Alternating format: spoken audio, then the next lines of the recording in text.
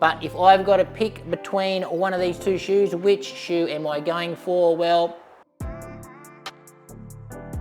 shoe comparison I've got for you guys today. So we are going to put the Nike Vomero 18 up against the New Balance More V5. So I'll go through their similarities, their differences, and their key features, and hopefully from that, that'll give you guys a great indication of choosing the right shoe for you. But before we get into it, a big shout out to my #1 running store, the Running Company at Geelong. I've got a link to their website in the description. Make sure you go check out that and check out all their running gear. And also guys, if you want to support the channel, make sure you hit that subscribe button.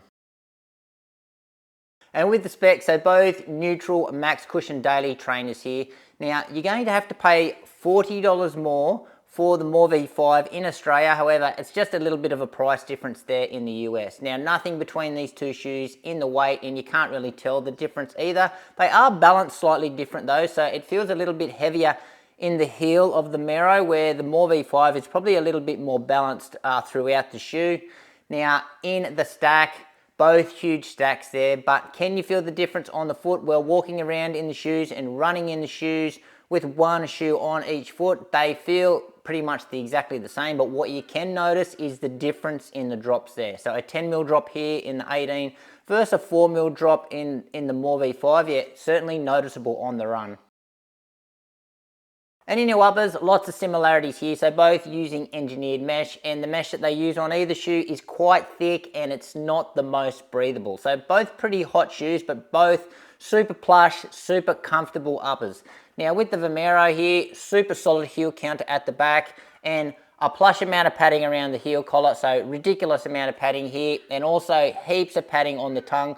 Maybe a little bit too much padding, I must say, because that caused a little bit of a sizing issue for me in this shoe, which I'll cover in a minute. The tongue is gusseted, but the gusset on my tongue is really loose and it doesn't really stop my tongue folding around. As you can see there, that's where it naturally wants to sit. So the gusset is pretty useless in my version.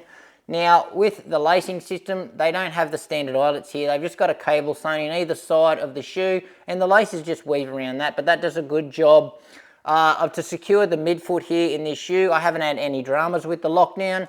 Now onto the fit. So in the length, I'm going to say it was true to size, but in the width, and because of how much padding this shoe is, I felt like I was quite constricted and the shoe felt quite narrow for me. So I opted to go half size up in the Vomero just to get a little bit more wiggle room in the shoe, which I really do appreciate.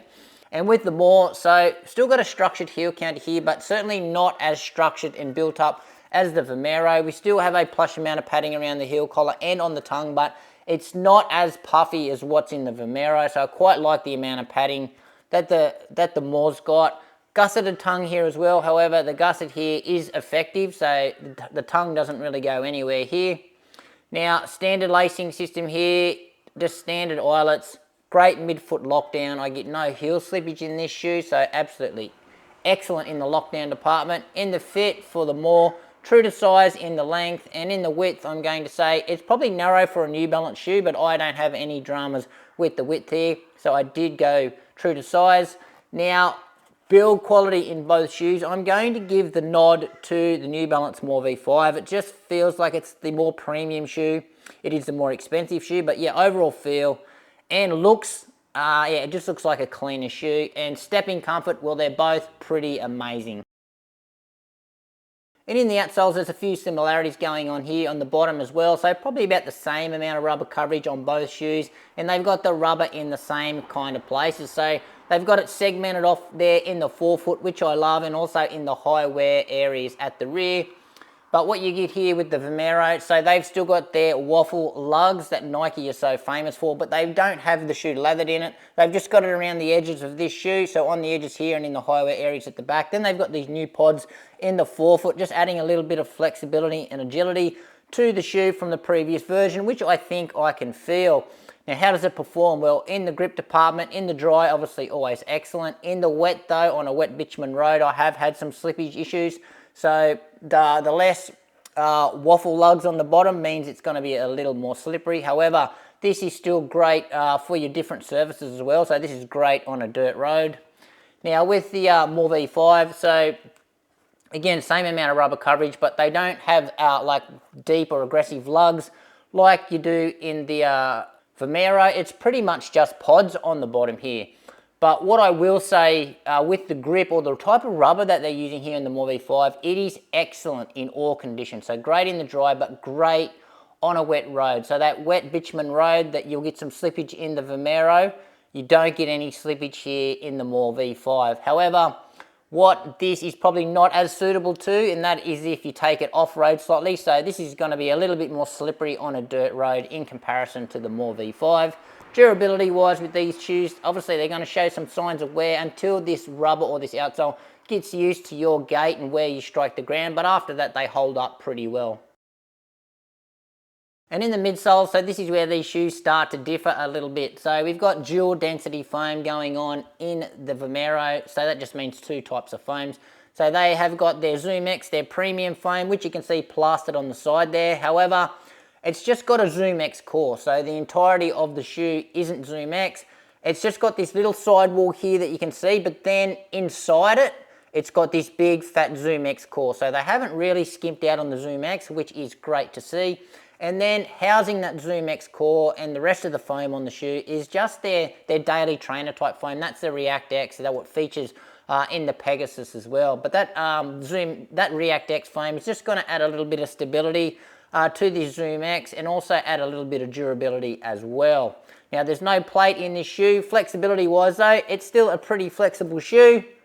So quite like that. And geometry wise, so we've got a little bit of a forefoot rocker here. So it's certainly not as traditional as the previous model. We've got a bit of a rear foot rocker here as well, but certainly the improvement is certainly in this forefoot. You can certainly feel this forefoot rocker. And in the More V5, much simpler design here, just one big slab of that Fesh Foam X, as you can see there. Now we don't have any plate or anything in this shoe, however, it's a stiffer shoe than the Vomero. Yep, certainly much more rigid, even left and right.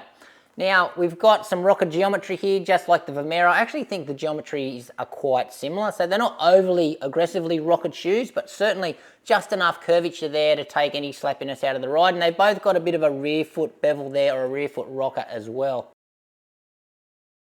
And in the ride, so lots of similarities here. Both are soft, both are extremely comfortable, both are very safe, obviously lots of protection from the road, and they're quite stable as well. But where are they different?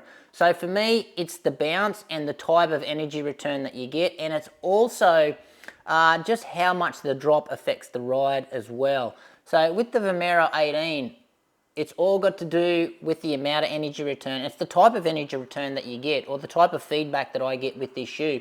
So I still get lots of sink through the heel, but the energy return is a lot faster than what you're going to get out of the More. So I feel like it's much more energetic as you sink down, and the energy return back through your foot, it's a little bit more exciting, a little bit more bouncy in compared to the More. However, you do feel like it's a bit too busy, because you can feel all the energy transferring into the shoe, then all that energy transfers back up into your foot, into the ankle. And then it's sort of got this residual leftover bounce. So, you know, when you just leave a bounce and it continues to bounce or continues to wobble before it settles, I feel like that's what's going on here with the Vomero. So it's quite a strange sensation, and that's probably why I don't enjoy running in this shoe anymore for anything over an hour, because it's just that bounce fatigue, I think, of just that residual bounce. It just starts to feel a little bit lethargic on the foot. And just with this shoe as well, you do really notice that tilt, so that 10 mil drop. It feels higher than 10 mil drop if you ask me, but you really feel like that the shoe is putting you up on your tiptoes. So you do get much more of the bounce. You feel much more of the bounce and everything right through the heel. But yeah, it feels a little bit more propulsive than the More, because it is sort of tilting you forward and onto that rocker. But still, yeah, very nice and cushioned through the forefoot as well. Where the lower drop here in the More V5, the bounce here is what you get. So lots of sink, lots of bounce into this shoe, but it feels much more of a smoother and more controlled bounce. So you don't have that residual effect. So when you come through your foot strike on this, so you still get about the same amount of softness, same amount of squish, but yeah, it just feels like a cleaner type energy return, a cleaner type bounce, because you don't have that leftover wobble in the shoe.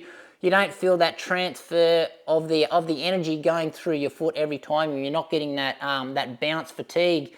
If that is making sense to anyone, but yeah, I'm just trying to make sense with how these two shoes feel different.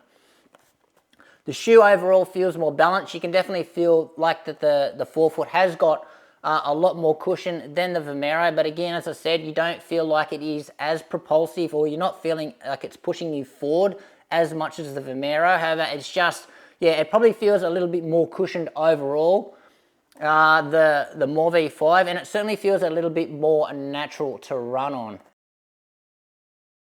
And best shoes, so for me, both these two shoes are targeted at the exact types of runs. Great for those easy days, great for your daily miles, and also your recovery days where your feet are absolutely beat up and you just need to take all the pounding out of the road. These two shoes are amazing for that.